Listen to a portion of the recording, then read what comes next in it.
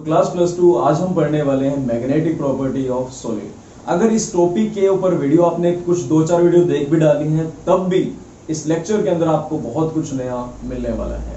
तो जरा ध्यान से आपने इसको समझना है और नो डाउट अंडरस्टैंडिंग आपकी बेटर होगी। So my name is Himanshu Papreja and welcome to our lecture. And अगर आप ये वीडियो YouTube पर देख रहे हैं तो don't forget to subscribe and like, because आपके पास नोटिफिकेशन तभी आएंगी जब इसको आप सब्सक्राइब करोगे। आपके पास नोटिफिकेशन अनफॉर्चुनेटली नहीं आ पाएंगी अगर आप इसको सब्सक्राइब नहीं करेंगे। सो स्टार्ट करते हैं हमारा टॉपिक मैग्नेटिक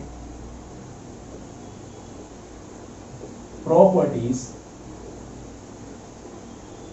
ऑफ सॉलिड। अब देखो सॉलिड के अंदर मैग्नेटिक प्रॉपर्टी आती ही क्यों है, हमारे मन में क्वेश्चन आ सकता है जिस टॉपिक को हम पढ़ने जा रहे हैं वो आ ही क्यों रहा है।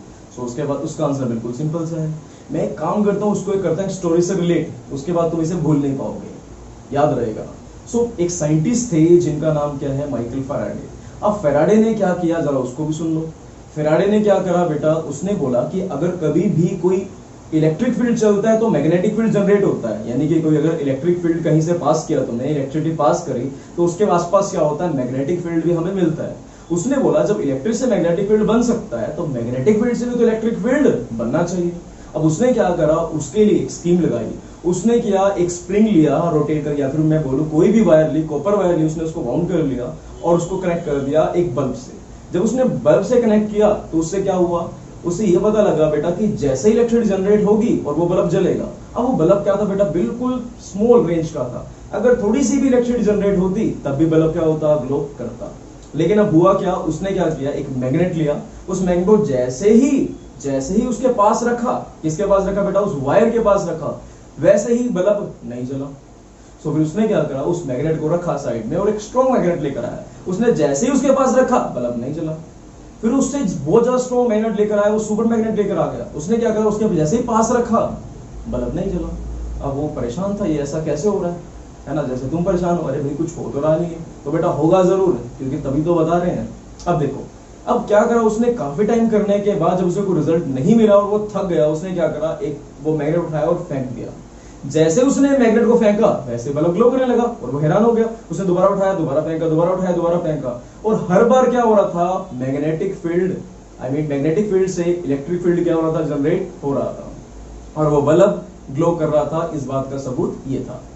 अब उसको पता चला कि मैग्नेटिक फील्ड आने से कुछ नहीं होता, उसको जब मैं मूव करता हूं, दूर फेंकता हूं या दूर लेके जाता हूं या पास लेकर जाता हूं, इससे क्या हो रहा है, इलेक्ट्रिक फील्ड जनरेट हो रहा है। यानी कि जब मैं मैग्नेटिक फ्लक्स को चेंज करता हूं, मैं फिजिक्स तो नहीं पढ़ा रहा, यूं समझ लो कि जितना पास लेकर जाता हूं, जितना दूर लेकर जाता हूं, यानी कि जब मूवमेंट होती है उसकी, तब जाकर क्या होता है, इलेक्ट्रिक फील्ड क्रिएट होता है। और सिमिलर ही बात किसके साथ है, मैग्नेटिक फील्ड के साथ। जब कोई चार्ज होता है, उस चार्ज को मैं अगर मूव करता हूं तो इलेक्ट्रिक फील्ड क्या होगा, जनरेट होने वाला है। आपने कभी सोचा भी होगा ये बात कि जो अर्थ होता है, अर्थ मैग्नेटिक फील्ड दिखा क्यों रही है, सिंपल सी बात है, वो उसके अंदर जो पार्टिकल्स है, उनका जो चार्ज है वो क्या कर रहा है, जो मेटल्स है वो क्या हो रहा है, रेगुलरली घूम रही है अर्थ की रोटेशन के साथ, और इस वजह से उसके अंदर क्या क्रिएट हो रहा है, मैग्नेटिक फील्ड। सो चलते हैं जरा इस टॉपिक को। सबसे पहले हमको ये बताना है कि ये मैग्नेटिक फील्ड सॉलिड क्यों दिखा रहे हैं। सिंपल से रीजन कि उसके अंदर जो इलेक्ट्रॉन्स हैं वो क्या कर रहे हैं, मोशन दिखा रहे हैं। उस चार्ज के घूमने की वजह से क्या आ रहा है, मैग्नेटिक फील्ड आ रहा है। तो तुम्हारा क्वेश्चन मैं यहां पर लिख लेता हूं, why solid shows magnetic properties. तो इसका आंसर लिख लो, सिंपल सा भैया, अगर मैग्नेटिक प्रॉपर्टी के हिसाब से भी लिखोगे तो आंसर यही बनेगा। देखो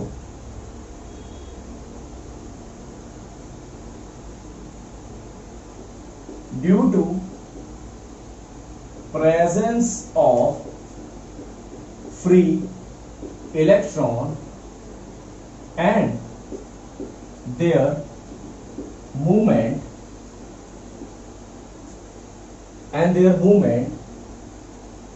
बाय टू वेज। पहली कौन सी है बेटा, सबसे पहली है ऑर्बिट के अराउंड और दूसरी है स्पिन। देखो बेटा ये उसी तरीके से है जैसे अर्थ पे मैग्नेटिज्म है। अब देखो अर्थ कैसे घूमती है, ऐसे तो रोटेट कर ही रही है। आई मीन टू से, अगर मैं बात करूं सन के अराउंड एक ऑर्बिट में तो रोटेट कर रही है, इसके अलावा वो अपने अपनी ही एक्सिस पर क्या कर रही है, स्पिन करे जा रही है, करे जा रही है, करे जा रही है। तो उसके मूवमेंट कुछ ऐसे ना होके क्या है, ऐसे भी घूमते घूमते घूमते घूमते घूमते घूमते और फिर कंप्लीट एक रिवॉल्यूशन कंप्लीट कर रही है, राइट। इस तरह का कुछ मोशन हुआ। तो जो ऑर्बिट के अराउंड घूमेगी उसे क्या बोल देंगे बेटा हम, देखो ये जो ऑर्बिट के अराउंड घूमी, मैंने क्या बोल दिया इसे, ऑर्बिटल मैग्नेटिक मूवमेंट। और मैंने बोला जो अपनी एक्सिस के अराउंड घूमेगी उसे क्या बोल दूंगा, स्पिन मैग्नेटिक मूवमेंट। स्पिन से क्या मतलब समझ आया कि वो स्पिन कर रही है अपनी ही एक्सिस पे, इलेक्ट्रॉन रोटेट कर रहा है अपनी ही एक्सिस पे। जरा इसको देखते हैं ध्यान से।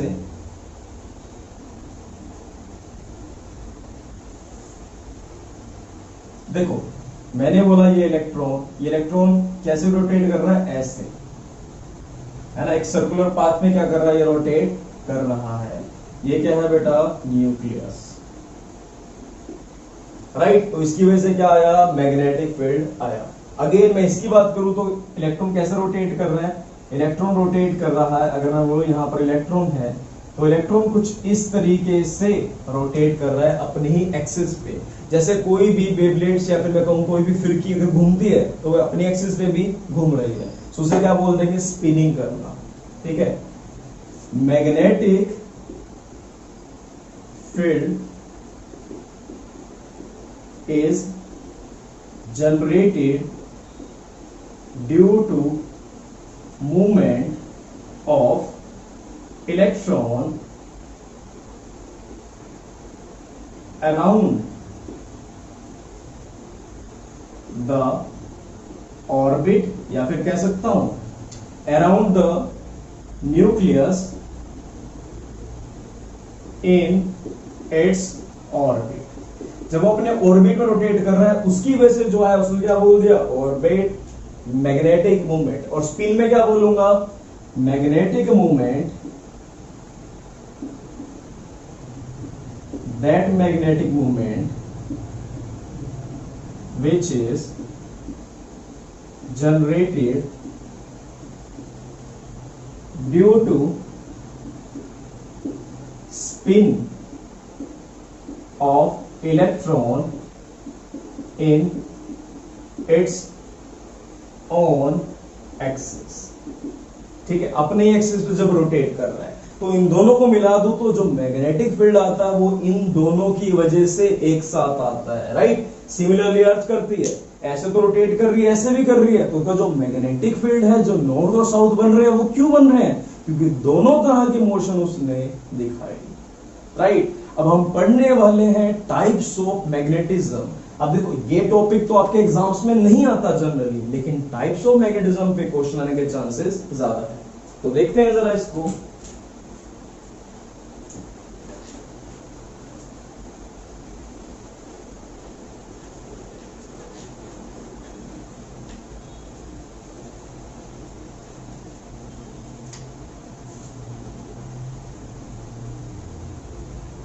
Types of magnetic properties of solid. अब मैं इसको डिवाइड कर सकता हूं 5 टाइप्स में। सबसे पहला है बेटा फेरो मैग्नेटिक सब्सटेंस। ये फेरोमैग्नेटिक सब्सटेंस क्या होता है उसको भी जरा देखते हैं। इसके अलावा कौन कौन से होंगे बेटा, ferromagnetic, diamagnetic,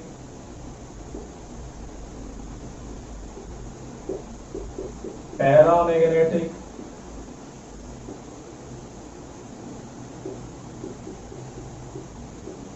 anti ferro magnetic, and last one is ferrimagnetic substance. So ये सब टाइप हम देखने वाले हैं।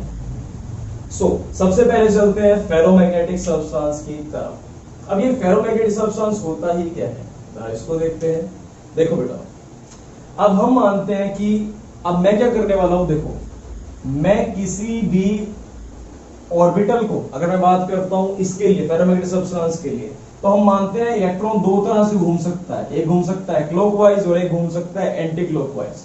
तो मैं इसकी डायरेक्शन कुछ ऐसे मान लूंगा, कुछ की बिल्कुल एक डायरेक्शन में यानी कि क्लॉकवाइज, और कुछ को बोल दूंगा मैं एंटी क्लॉकवाइज। या मान सकता हूं कुछ पैरेलल डायरेक्शन में घूम रहे हैं तो कुछ की हो जाएंगे एंटी पैरेलल डायरेक्शन के अंदर हो जाएंगे। तो फेरोमैग्नेटिक सब्सटेंस क्या होते हैं? The substance which are strongly attracted by magnetic field। तो अगर कोई स्ट्रांगली अट्रैक्ट होता है मैग्नेटिक फील्ड से एंड शोस परमानेंट मैग्नेटिज्म, जो परमानेंट मैग्नेटिज्म भी दिखाए, और वो क्यों दिखाएगा जरा उसको भी बता देते हैं बेटा। देखो अब मैंने बोला जो इलेक्ट्रॉन्स की स्पिन है, अब इलेक्ट्रॉन दो तरह से घूम सकते हैं, क्लॉकवाइज या anti clockwise.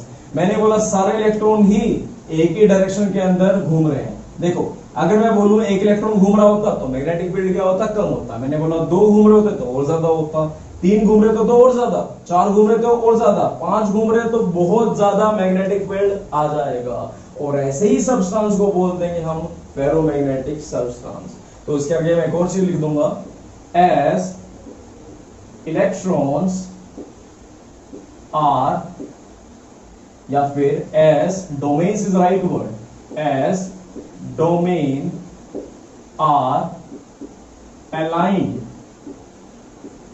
in parallel direction, right?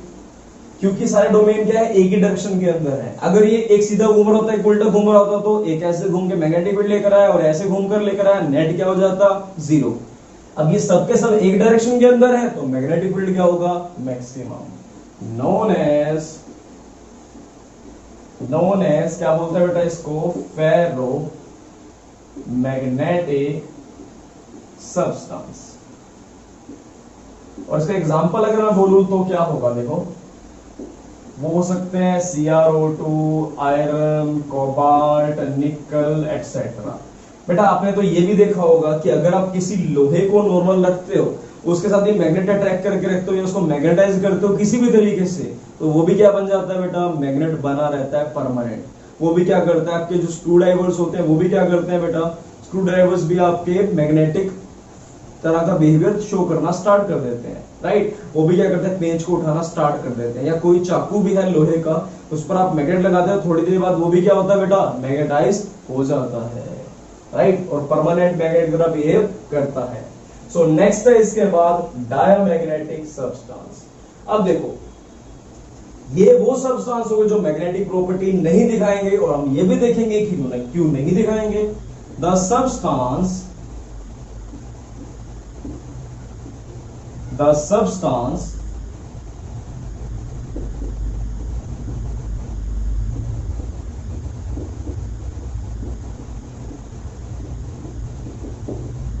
which are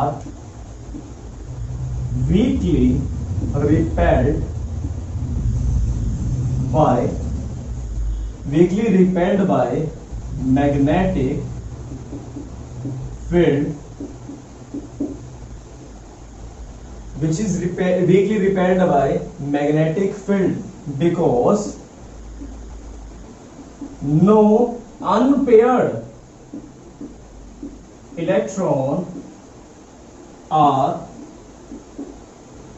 present in it, known as diamagnetic substance। अब देखो इनको डायमैग्नेटिक क्यों कहते हैं बेटा? देखो इसको सिंपल से रिलेट करता हूं मैं। अब मैं इसको अगर ऐसे बताऊं, ये देखो मैग्नेटिक फील्ड आता किसकी वजह से? पहले तो ये बताओ क्या होना चाहिए बेटा? इलेक्ट्रॉन क्या होना चाहिए? फ्री। यहां पर फ्री है ही नहीं।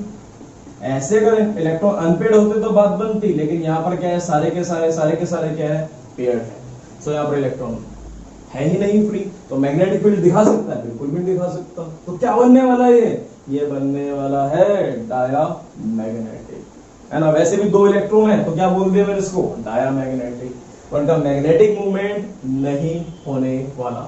इनका नाम क्या रख दिया बेटा हमने, डायामैग्नेटिक सब्सटेंस। फॉर एग्जांपल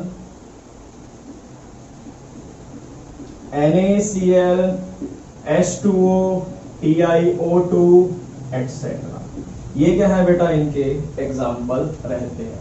कुछ और एग्जाम्पल अगर बोलूं तो C6H6 भी इसका एग्जाम्पल है। अब यहां पर कोई भी अनपेड इलेक्ट्रॉन प्रेजेंट ही नहीं होते, इसलिए ये मैग्नेटिक मूवमेंट नहीं दिखाएगा। अगर आपका डिटेल में जाने का मन है बेटा, ये तो बिल्कुल सिंपल है, ये तो आपके एग्जाम में पूरे नंबर आपको दिला देगा। अगर आपका डीप पे जाने का मन है तो ये समझो, NaCl क्या होता है बेटा, देखो Na के पास कितने इलेक्ट्रॉन थे, 1 इलेक्ट्रॉन थे, वो भी किसने ले लिया, Cl ने छीन लिया। तुम जानते हो अगर किसी ने किसी से कुछ छीन लिया, चोर गुंडे डाकू सब क्या होते हैं, नेगेटिव। अगर सोडियम की बात करें तो इसके पास कितने इलेक्ट्रॉन रह गए, 2 और 8। मैग्नेटिक मूवमेंट बेचारा कहां से दिखाएगा, इलेक्ट्रॉन ही नहीं है, अनपेड, सारे के सारे क्या है, फुल फिट। इसकी बात कर दो तो क्या हो जाएगा, 2 8 8, अनपेड इलेक्ट्रॉन ही नहीं है, तो मैग्नेटिक मूवमेंट की बात खत्म हो गई, राइट। तो मैग्नेटिक मूवमेंट तो दिखा ही नहीं सकते, इसलिए क्या दिखाएगा, डायमैग्नेटिक बिहेवियर। सो ये बात तो समझ आ गई होगी। इनमें से मौजूद किसी का भी देख लो, सबके सब क्या करेंगे, इसी तरह का बिहेवियर दिखाएंगे। फॉर एग्जांपल एक और ले लेते हैं, H2 की बात कर दी मैंने, सपोज कर लो ऑक्सीजन के पास कितने इलेक्ट्रॉन, यहाँ पर -2, यहाँ पर क्या आ गया, +2, क्योंकि देखो ना, अरे +1 होता है हाइड्रोजन पे, इंटू 2 करा तो +2, और इधर क्या आ गया, -2। जितना आगे पहुंचती उतना ही पीछे नेगेटिव, हम सबको पता है। तो 8 इलेक्ट्रॉन तो पूरे थे, 8 और 2 कितने हो गए, 10। अरे भाई ये भी क्या हो गया, फुलफिल्ड वाली कंफिगरेशन, देखो ना 2 8। तो इलेक्ट्रॉन ही फ्री नहीं है, तो मैग्नेटिक मूवमेंट की तो बात पैदा नहीं होती। नेक्स्ट है इसके बाद पैरामैग्नेटिक। अब ये पैरामैग्नेटिक क्या होता है, इसको देख लेते हैं।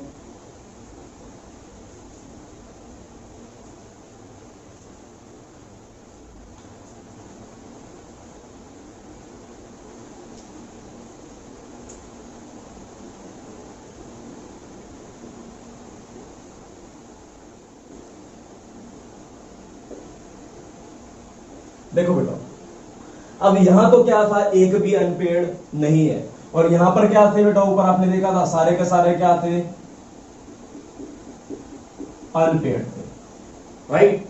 लेकिन अगर मैं बोलूं कुछ पेयर्ड हो और कुछ अनपेयर्ड हो, तो उस टाइम पे क्या होगा, थोड़ा बहुत तो मैग्नेटिक मोमेंट रहेगा, और उसी को मैं क्या बोलते हैं, उस थोड़े बहुत को क्या बोलते हैं बेटा हम, paramagnetic substance. The substance which are weakly क्यों भाई, सारे तो अनपेड है नहीं, तो मैं क्या बोल दूंगा इसे, weakly। The substance which are weakly attracted by magnetic field, weakly attracted by magnetic field as one or more unpaired electron are present, known as, क्या बोलेंगे बेटा इसे को, known as पैरामैग्नेटिक सब्सटेंस। सो उन्हें बोलने वाले हम पैरामैग्नेटिक सब्सटेंस। फॉर एग्जाम्पल अगर बोलूं मैं इसका, तो कॉपर 2+, O2 एटसेट्रा, ये हो सकते हैं बेटा पैरामैग्नेटिक के एग्जाम्पल। एक और एग्जाम्पल बोल सकता हूं CrO3, राइट। सो ये रह सकते हैं इसके एग्जाम्पल। अगर आप इसको देखने वाले हो तो थोड़े बहुत अनपेड इलेक्ट्रॉन इसके पास प्रेजेंट होने वाले हैं। अगर एग्जाम्पल कॉपर 2+ का ले लूं तो ध्यान से देखो, इसके पास कितने इलेक्ट्रॉन होंगे, 1 2 3 4 5, 1 2 3 4 5, ओके। तो कॉपर के पास वैसे होते हैं 3d9 4s, sorry 3d10 4s1, ये कन्फिगरेशन रहती है। एक इलेक्ट्रॉन यहां से चला गया, एक इलेक्ट्रॉन यहां चले गए, तो 9 हो गए, 1 2 3 4 5 6 7 8 9, एक इलेक्ट्रॉन क्या रह गया, अनपेयर्ड। सो क्या दिखाएगा, पैरामैग्नेटिज्म। ऐसे ही सबके सब ये चीजें दिखाते हैं। सो होप ये वाली बात आपको समझ आ गई होगी। ये वाला एग्जाम्पल इस तरह से किसी ने भी YouTube पर अब तक नहीं बताया, आप चेक कर सकते हो। नेक्स्ट है इसके बाद antiferromagnetic substance and ferrimagnetic substance. अब देखो ये भी थोड़ा सा इंटरेस्टिंग है।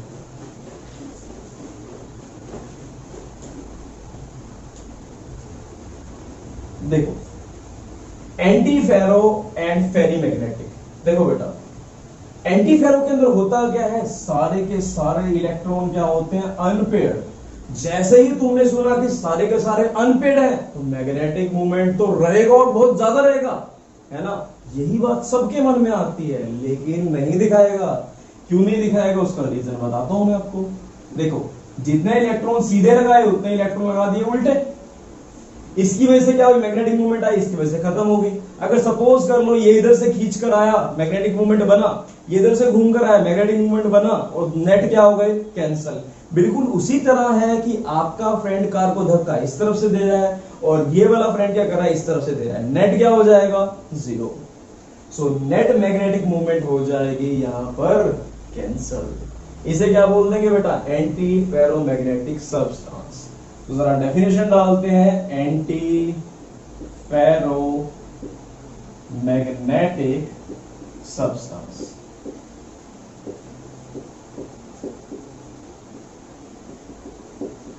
The substance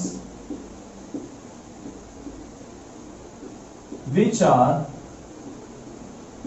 expected to show large magnetism but they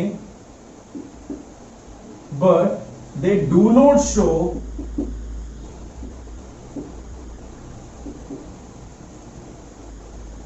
magnetism, या यूं बोलूं मैं, but there net magnetic movement is zero as electrons are arranged in parallel and anti-parallel direction.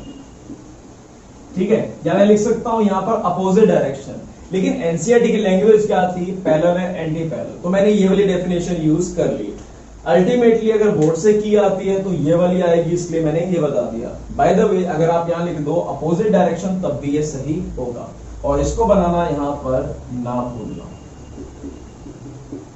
अगर मैं एग्जांपल की बात करता हूं तो इकलौता एक एग्जांपल हम इसका देखते होते हैं MnO का, राइट। और यहाँ मैग्नेटिक मोमेंट जीरो क्यों हो रहा है, क्योंकि जितने सीधे उतने ही उल्टे, नेट क्या हो जाएगा, जीरो। सो चलते हैं हमारे लास्ट पर, फेरी मैग्नेटिक सब्सटेंस। होप आपने ये लिख लिया होगा। नेक्स्ट है यहां पर फेरी मैग्नेटिक सब्सटेंस। देखो इसके अंदर भी क्या होता है, अनपेड इलेक्ट्रॉन बहुत सारे रहते हैं, राइट। लेकिन अगर मैं बात करूं, ध्यान समझना इस बात को, अगर मैं बात करता हूं कि इसके अंदर दो तो क्या हो गए, पेयर्ड हो गए। देखो एक सीधा एक उल्टा, एक सीधा एक उल्टा, लेकिन एक क्या है, सीधा। नेट जीरो तो नहीं हो रहा ना, थोड़ी बहुत तो अट्रैक्शन दिखा रहा है, उसे क्या बोल देंगे बेटा, फेरी मैग्नेटिक सब्सटेंस। जरा समझते हैं इसको। The substance which are expected to show large magnetism but show less magnetic movement, जो लेस मैग्नेटिक मूवमेंट शो करे। अगेन रीजन सिंपल है, इलेक्ट्रॉन क्या हुआ, एक पैरेलल में एक एंटी पैरेलल में, एक पैरेलल में एक एंटी पैरेलल में, नेट जीरो नहीं हुआ क्योंकि एक ना एक तो अनपेड अभी भी प्रेजेंट है, और उसकी वजह से ये तो कैंसिल हो गया इससे, ये कैंसिल हो गया इससे, और दूसरा कैंसिल नहीं होगा। सपोज करो तुम्हारा एक फ्रेंड धक्का दे रहा था इस तरफ से कार को, एक इस तरफ से दे रहा था, राइट। लेकिन एक और ने उस तरफ से धक्का दिया, नेट तो कैंसिल हो जाता, लेकिन इसके वाला फोर्स क्या हो गया, ज्यादा। इलेक्ट्रॉन एक चक्कर और काट कर आ गया, थोड़ा बहुत मैग्नेटिक फील्ड तो आ जाएगा। ये मान लेते हैं पैरामैग्नेटिक जितना मैग्नेटिक फील्ड तो आ ही जाएगा, right. As electron are arranged in parallel and anti-parallel direction in unequal number और वहां एक लाइन और ऐड कर सकते हो पुराने वाले में, इन इक्वल नंबर, राइट। वो थोड़ा सा ज्यादा अच्छी डेफिनेशन हो जाएगी अगर तुम लिख लोगे यहां पर इन इक्वल नंबर। और इसका एग्जांपल लेंगे हम यहां पर Fe3O4 या फिर Mn Fe3O4, ये हो सकते हैं बेटा इसके एग्जांपल। तो एक बार नोट कर लीजिए जरा इसको। मैं इसके साथ एग्जांपल ले सकता हूं यहां पर Zn Fe3O4 और यहां एक मिनट इसको Mg करना है बेटा, Mn नहीं है, ऐसे कर लेना इसको। देखो अब इसको याद करोगे तो मैं ऐसे बता सकता हूं एग्जांपल याद करने के लिए। फरारी है ना, फेरी मैग्नेटिक, तो कितने टायर तो कितने होंगे, 4 होने वाले हैं, है ना। आयरन की भी बनी होगी, आयरन हर जगह पर आयरन दो तो होंगे, एटलीस्ट 2 आयरन तो चाहिए। एक जगह पर हमने Zn डाल लिया, एक जगह पर Mg डाल लिया, एक जगह पर वापस आयरन आ जाएगा। सो ये थे आपके फेरी मैग्नेटिक वाले सब्सटेंस। आई नो ट्रिक कुछ ज्यादा अच्छी नहीं थी, बट कोई बात नहीं, आप किसी भी तरीके से एग्जाम्पल को याद कर सकते हैं। सो ये थी आपकी 5 की 5 types of magnetic property of solid. अब एक क्वेश्चन जो बार बार घूम फिर के आ जाता है उसको भी जरा देख लेते हैं। क्वेश्चन है व्हाट इज क्यूरी टेम्परेचर।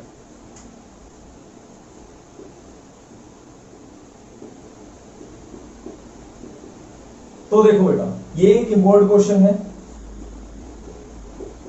तो इसका आंसर होता है टेम्परेचर at which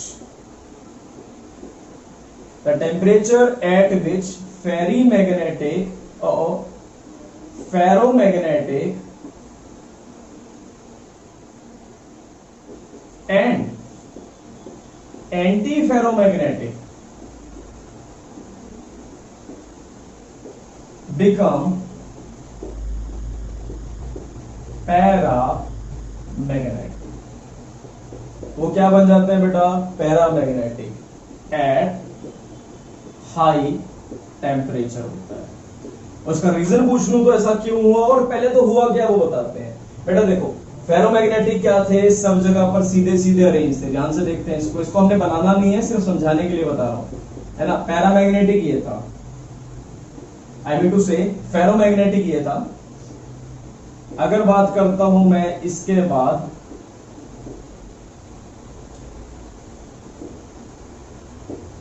जितने सीधे उतने ही उल्टे अरेंज कर दिए, ठीक है। नेट तो क्या हो जाता है 0, यहां पर नेट क्या हो रहा था बेटा 0 होता, क्योंकि जितने सीधे उतने ही उल्टे, जितने पैरेलल उतने ही एंटी पैरेलल। लेकिन यहां पर क्या हो रहा था, मैक्सिमम हो रहा था। अगर मैं इसको हीट करता हूं तो हीट करने से क्या हुआ बेटा, कुछ तो क्या हो गए नीचे चले गए, राइट, और कुछ क्या हो गए यहाँ पर जो ऊपर नीचे थे थोड़े बहुत सीधे सीधे हो गए। यानी कि थोड़ा बहुत क्या आ गया दोनों के अंदर, मैग्नेटिज्म। इसका मैग्नेटिज्म बिल्कुल 0 था, वो क्या हो गया थोड़ा बहुत दिखाएगा। और क्यों दिखा रहा है, सिंपल सी बात बताओ ना, यानी जितने सीधे उतने ही उल्टे, जितने सीधे उल्टे उतने ही उल्टे थे। लेकिन यहाँ पर क्या हो गया, उल्टा एक सीधा हो गया, तो मैग्नेटिक मोमेंट क्या हो गया, बढ़ गया, राइट। इसकी बात करूं तो घट गया। बेसिकली वो क्या हो गए, बिल्कुल लाइट से अट्रैक्ट होने वाले एलिमेंट बन गए अगर मैं टेम्परेचर बहुत ज्यादा बढ़ा देता हूं। तो इसका आंसर क्या लिखूंगा, reason due to randomization, randomly arrange हो गए, due to randomization of domain. Domain क्या हो गया बेटा, रैंडमली अरेंज यहां पर। तो चलते हैं कुछ बोर्ड्स के क्वेश्चन की तरफ। तो पहला क्वेश्चन है हमारे पास, what type of magnetism is shown in following alignment of magnetic movement. अगर उसकी मूवमेंट एक ही डायरेक्शन के अंदर रह रही है तो कौन सा होगा, अगेन आपको पता ही है, अगर सारे एक ही डायरेक्शन के अंदर है तो वो हो जाएगा फेरोमैग्नेटिक। एंड 2013 एंड 17 में क्वेश्चन आया है, What type of substance would be used to form permanent magnet? कौन से सब्सटेंस यूज करने चाहिए, ऑब्वियसली फेरोमैग्नेटिक सब्सटेंस यूज करने चाहिए। एंड अगेन आपने इसका एग्जांपल भी वहां पर देना है, और इसका एग्जांपल बता सकते हो वही, फिर Fe दे दो, CO, Ne, इनमें से कोई भी एग्जांपल दे डालो। ये किसके होते हैं बेटा, ferromagnetic substance. Next, what type of substance, ये तो हो चुका है। 14 के अंदर क्वेश्चन आया था, what type of magnetism is observed when magnetic movement are aligned into parallel, parallel यानी कि सीधा, एंटी पैरेलल यानी कि उल्टे डायरेक्शन के अंदर, अनइक्वल इन नंबर, जब वो नंबर में क्या हो अनइक्वल, तो क्या बन जाएगा बेटा, अभी बताया ना, वो बन जाएगा फेरी मैग्नेटिक, राइट। क्योंकि देखो एक सीधा एक उल्टा, एक सीधा एक उल्टा, एक सीधा बच गया ना, ये दोनों तो, ये चारों तो क्या हो गए, कैंसिल हो गए, ये सब तो हो गए कैंसिल, लेकिन एक तो बच गया, तो इसलिए क्या बन गया वो फेरी मैग्नेटिक। और अगर वो इक्वली नंबर हो, जो कि क्वेश्चन अगेन 2014 में ही आए दोनों के दोनों, एक सेट में ये एक सेट में ये, राइट। अगर सारे के सारे क्या है इक्वली नंबर हो गए तो क्या बन जाएगा, एंटी फेरोमैग्नेटिक। और अगर अनइक्वल हुआ, अगर अनइक्वल हुआ तो क्या बन जाएगा, फेरी मैग्नेटिक। अगर इक्वल हो गया तो क्या बन जाएगा, एंटी फेरो मैग्नेटिक, राइट। अब देखो क्वेश्चन 2008 में कैसा आया था, 2017 में कैसा आया, why ferrimagnetism shows better magnetic movement than anti ferro, simple सी बात है आंसर, बिकॉज इसमें क्या है, सारे के इसमें क्या हो रहा है बेटा, कि जो मैग्नेटिक मूवमेंट है, यानी कि यूं कहूं कि जो डोमेन्स है वो जितने पैरेलल में उतने ही किसमें है, एंटी पैरेलल के अंदर। अगर इसकी बात करूं तो इसमें क्या होने वाला है, देखो अगर पहले तो फेरी एंटी फेरी की बात करते हैं, एंटी फेरो की, तो उसमें क्या है, जितने सीधे उतने ही उल्टे, जितने सीधे उतने ही उल्टे। लेकिन बात करता हूं अगर फेरी की, तो इसमें सीधे कितने हैं, सीधे कितने हैं, दो, उल्टे कितने हैं, दो, राइट। एक क्या बच गया, सीधा फिर बच गया, यानी कि तीन तो क्या थे, सीधी डायरेक्शन में, दो क्या थे बेटा, उल्टी डायरेक्शन में, तो एक बच गया ना, तो थोड़ा सा मैग्नेटिक मूवमेंट तो दिखाने वाला है। तो हम यहां क्या लिखेंगे, because it as it is unequal in number, that's why it shows magnetism. और यहां पर क्या होता है बेटा, एंटी फेरी मैग्नेटिज्म में, anti ferro, okay question change करता हूं बेटा,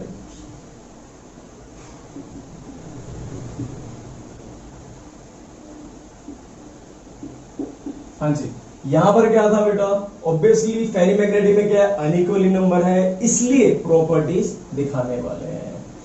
नेक्स्ट अगर बात करता हूं मैं इन क्वेश्चन की बेटा, तो ये क्वेश्चन 2014 के अंदर, 2008 के अंदर पैरामैग्नेटिक, 2010 में आया है, फेरोमैग्नेटिक 11 में भी आया है, 11 में भी आया है, क्या बेटा, एंटी फेरोमैग्नेटिज्म।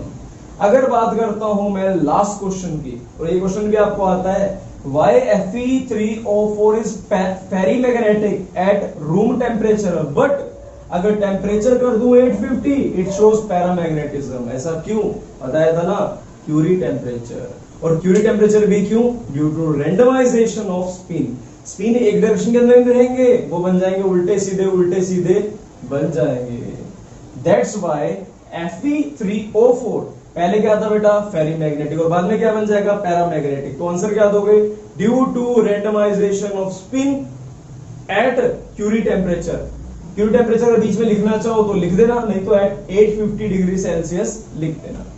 सो ये थे आपके question on the basis of कि बोर्ड आपसे रेगुलरली क्या पूछ रहा है। सो चलते हैं जरा दो और टाइप्स की तरफ, उनको भी देख लो जरा।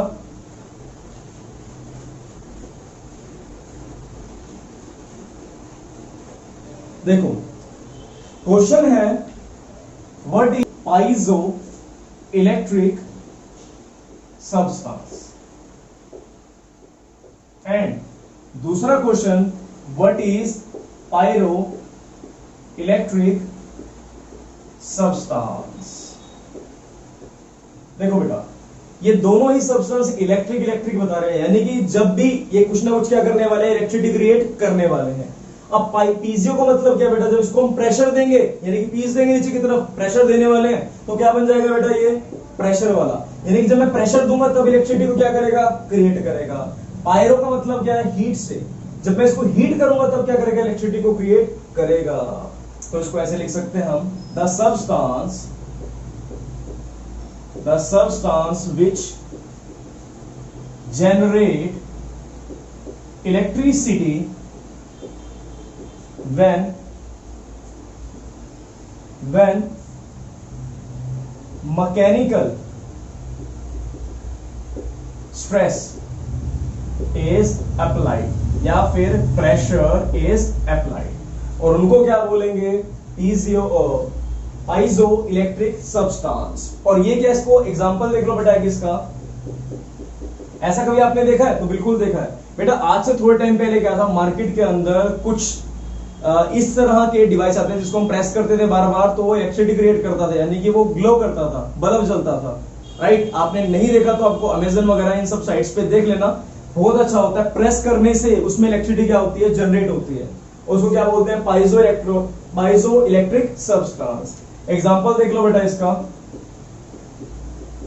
अगर सपोज कर लो किसी बच्चे ने टॉप कर लिया, किसी लड़की ने टॉप कर लिया, तो क्या बोलोगे उसको, अभी थोड़े दिन बाद रिजल्ट भी आने वाला है, बोलते थे पढ़ती थी और तेरे की, तो वो क्या थी, पढ़ती थी और तेरे की। अगर किसी ने, देखो हर बार कहते हैं ना, इस बार लड़कियों ने मारी बाजी, और हर साल टॉप कर जाते हैं, तो पता चलता है अचानक से ये तो पढ़ती थी, है ना। लेकिन क्या होता है, कई बार ऐसे एग्जाम से बाहर निकलते हैं, आज तो कुछ नहीं आता था, पेपर मुश्किल था, लेकिन जब मार्क्स आते हैं तो क्या होता है, कई बार फुल भी आ जाते हैं, हैरानी होती है उनको देख के, है ना। कुछ ऐसे बच्चे भी हमें मिलते हैं, आसपास आपको ऐसे बच्चे मिल जाएंगे, सावधान ऐसे बच्चों से। पायरोइलेक्ट्रिक सब्सटेंस क्या होता है बेटा, नाम से क्लियर है, the substance which generate electricity when heated, known as pyroelectric substance। कहीं नाम सुना है इसका आज तक? देखो बेटा, एक ऐसा गैजेट जो आप बना सकते हो अपने घर पे ही, पायरोइलेक्ट्रिक सब्सटेंस है। आपने क्या करना है, एक लकड़ी लेनी, उसको जलाकर बीच में डाल देना है, ठीक है। इस तरफ क्या होगा, गर्म, और दूसरी तरफ लगा दो बर्फ या कोई भी ठंडी चीज लगा दो। सो वो क्या करेगा, वहां पर इलेक्ट्रिसिटी को जनरेट करेगा। वो इलेक्ट्रिसिटी कहां काम आ सकती है पता है, आपके फोन को चार्ज करने में। सपोज कर लो अगर आप जंगल में हो कहीं और वहां पर इलेक्ट्रिसिटी का कोई सोर्स नहीं है, सो वहां पर जब आप लकड़ी जलाओगे तो उससे क्या कर सकते हो, इलेक्ट्रिसिटी को प्रोड्यूस कर सकते हो। सो ये है वही पायरोइलेक्ट्रिक सब्सटेंस। एग्जाम्पल इसके जरा देख लो, एग्जाम्पल इसके बहुत सारे अपने पास, इसके सिलेक्टेड से जरा ध्यान से देखते हैं। आप एग्जाम्पल है बेटा, मैंने बोला जाना है कनाडा, उसने फिर बोला मैं तो कनाडा जाना है कनाडा, तो हमने बोला उसे बोला ओए, ठीक है जा, है ना। हमने क्या बोला, ओए स्टॉप, यहीं पर रुक जा, तेरे बस की बात नहीं है, ओए स्टॉप, है ना। जाना है कनाडा, ओए ओ, यहां पर भी एस, राइट। सो हम इसको ऐसे याद कर पाएंगे, है ना। तो ये सब था बेटा सॉलिड स्टेट, और फाइनली चैप्टर खत्म हुआ। Thank you so much. Now as always, God bless you all.